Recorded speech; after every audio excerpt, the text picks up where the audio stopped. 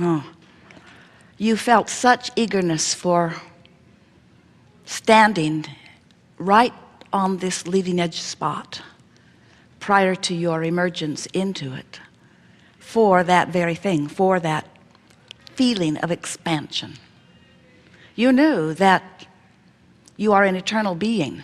Maybe you still remember that, but you really knew it from your non-physical perspective.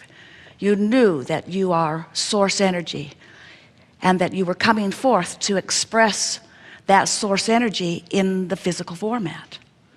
And you knew that you weren't coming forth as substandard, as flawed, as unworthy to try to prove worthiness. You were fully worthy and knew it.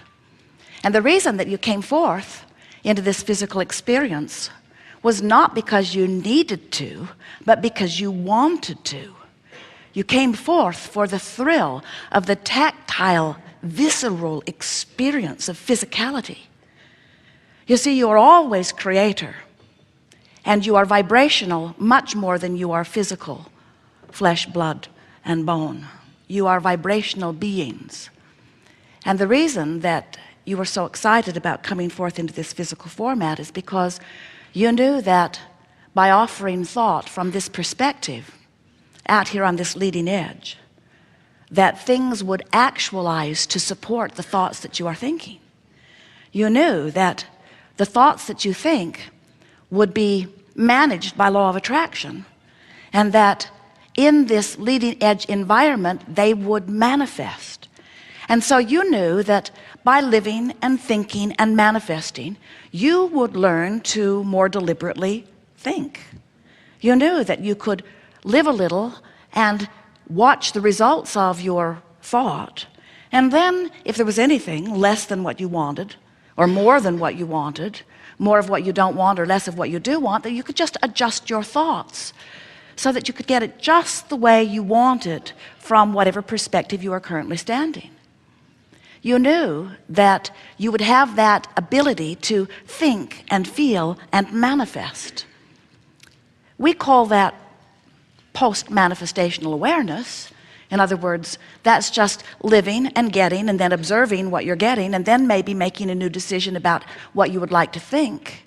But you knew without any question at all that your thoughts and your manifestations always match, always match, always match, always match every single time. And you also knew that you were the thinker of the thoughts. Oh, of course you knew that you would be responding to environment and that you might be influenced by the thinkers of others. But you also knew that you were the only one that could think within you. You knew that you were the only one who could offer your vibration. You knew that whatever you were offering vibrationally would manifest, and you felt such delight in knowing that you were coming forth in order to exercise that understanding.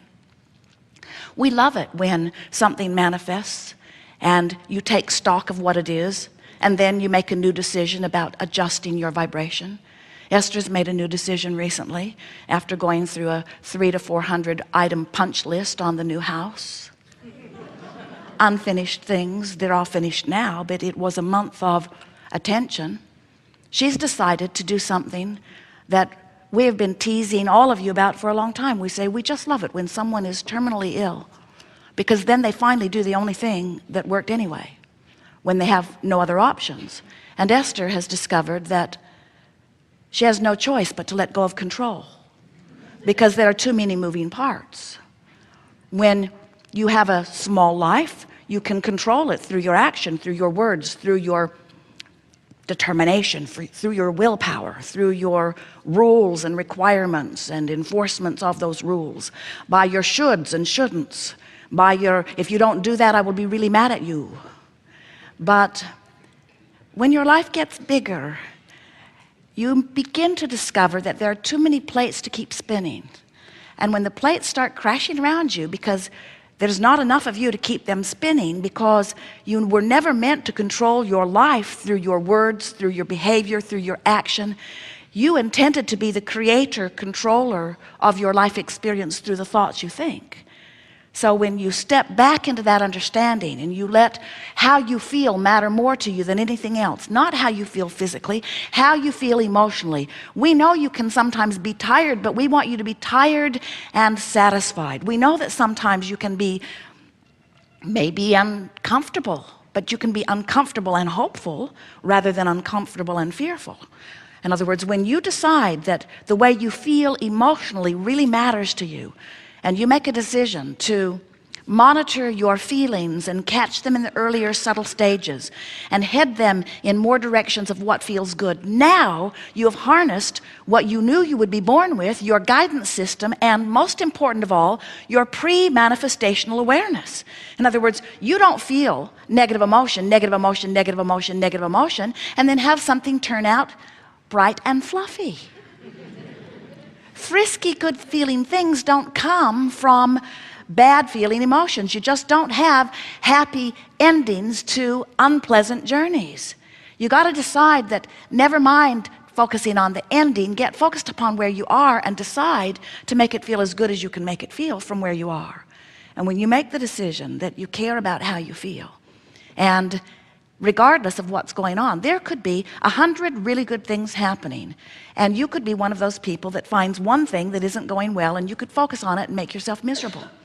Or you could be someone who currently has 100 things not going very well and one thing that is, and you could be one of those people that focuses upon that one thing that's going well, and by focusing upon that one thing that goes well, you hold yourself in vibrational alignment with that one thing that goes well. You use that good feeling thing to set the tone of your being, and now your point of attraction has shifted to include only other good feeling things.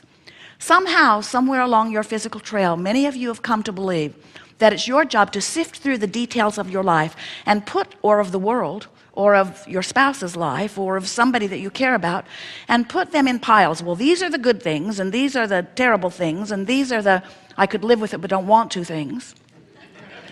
And we want to say to you, don't sort your manifestations into piles. Make a decision to get right at the core of where it all starts from, at the headwaters, so to speak, of your creation. Make a decision that you care about how you feel and that you will reach for the thoughts that feel as good as you can get them to feel from where you are. Now, we know sometimes you're standing in a place where it doesn't feel like there are that many really good feeling options. But there are better feeling options from where you stand, no matter where you stand.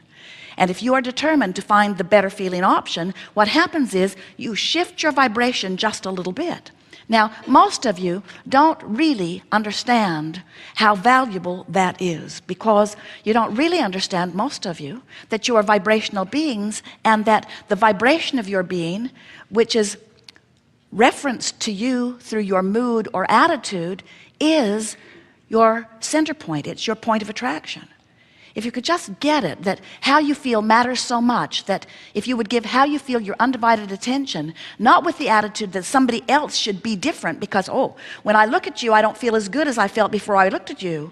I was feeling pretty good, and then you called me or you come by, and then I looked at you, and as I gave my attention to you, now I don't feel very good, so it's up to you to do something different so that I can feel better. And we say, how's that going?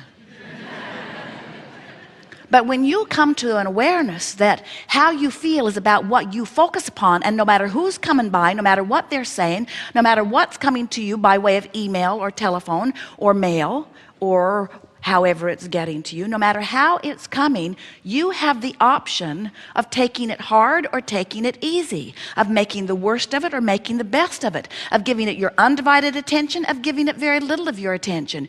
You have more control over your focus than most of you have been exercising. And when you begin caring about how you feel more than everything else put together, so that you exercise your ability to focus upon things that do feel good, you begin to discover that in every particle of the universe there is that which is wanted and lack of it.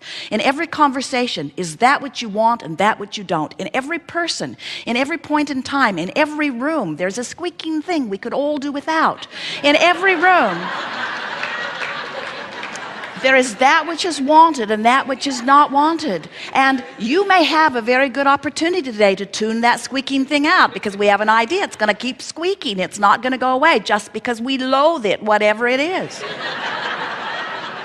In other words, Give your attention in whatever segment of your life you are focused to that which is best feeling to you, and tune yourself little by little into vibrational alignment with who you are.